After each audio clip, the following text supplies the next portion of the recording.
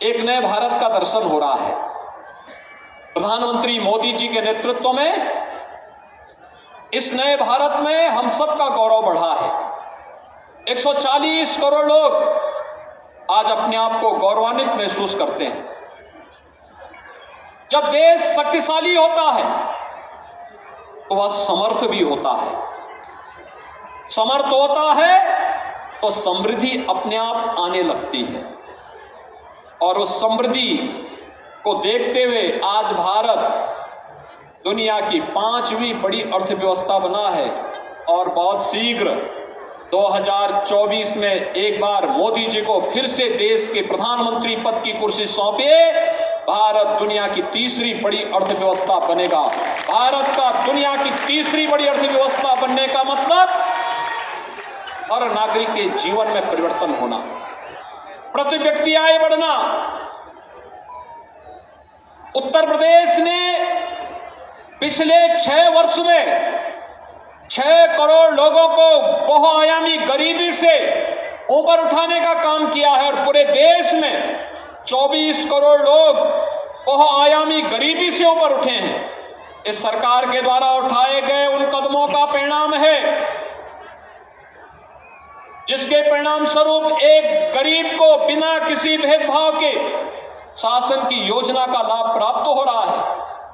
आवास मिले सबको बिना भेदभाव के, शौचालय मिला बिना भेदभाव के सबको मिले, आयुष्मान का कार्ड बिना भेदभाव के सबको मिल रहा है, राशन कार्ड की सुविधा हर जरूरतमंद को प्राप्त हुआ है, सड़कें बन रही हैं, हाईवे, रेलवे, एयरपोर्ट,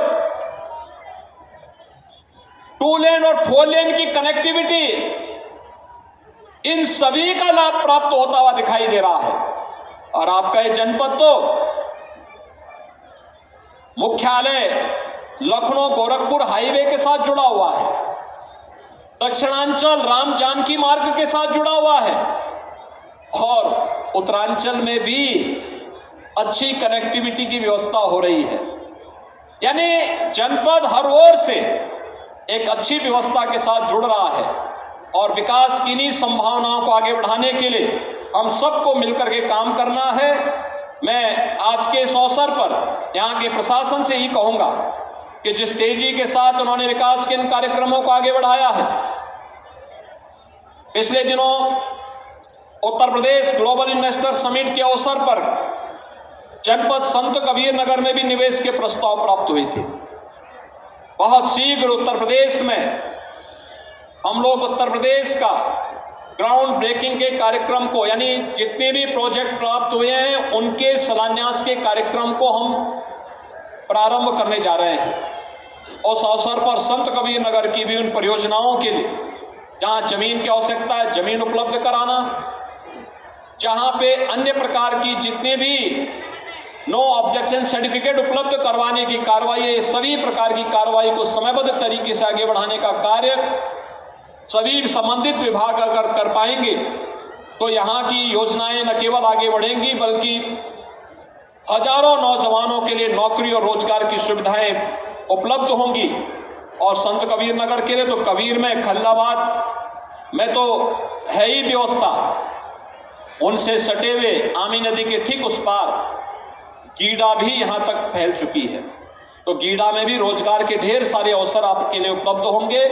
आज के इस अवसर पर कबीर महोत्सव का एक कार्यक्रम जनपद की स्थापना और उसके पीछे के उद्देश्यों को पूरा करते हुए शासन की योजना को अंतिम पायदान पर बैठे हुए व्यक्ति तक जोड़ने के एक सशक्त माध्यम बनते हैं।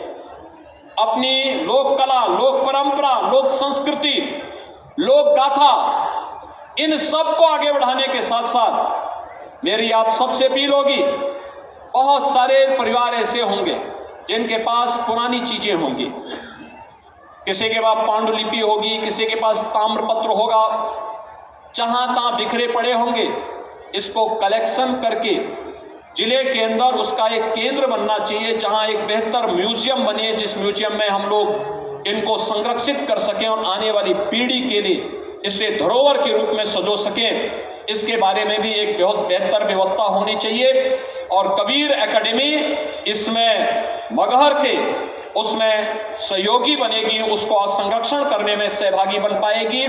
इस विश्वास के साथ आज के इस अवसर पर मैं एक बार फिर से कबीर महोत्सव 2024 के इस समापन कार्यक्रम के अवसर पर यहाँ के जनप्रतिनिधियों, यहाँ के प्रशासन को और इस पूरे कार्यक्रम में सहभागिता निभाने वाले जितने भी कलाकार आए हैं, वे बाहर के भी थे, लोकल भी थे, यहाँ के महंत जी को, यहाँ के पूर्व और वर्तमान जनप्रतिनिधियों को, अन्य सभी महानुभावों को, उद्यमियों को, जिनकी भी सहभागिता इस पूरे समारोह के साथ रही है, कार्यक्रम के साथ रही है, उन सब का हृदय से अभिनंदन करते हुए उन्हें बधाई देता हूं एक सफल आयोजन के लिए और अपनी शुभकामनाएं देते हुए वाणी को प्रणाम देता हूं।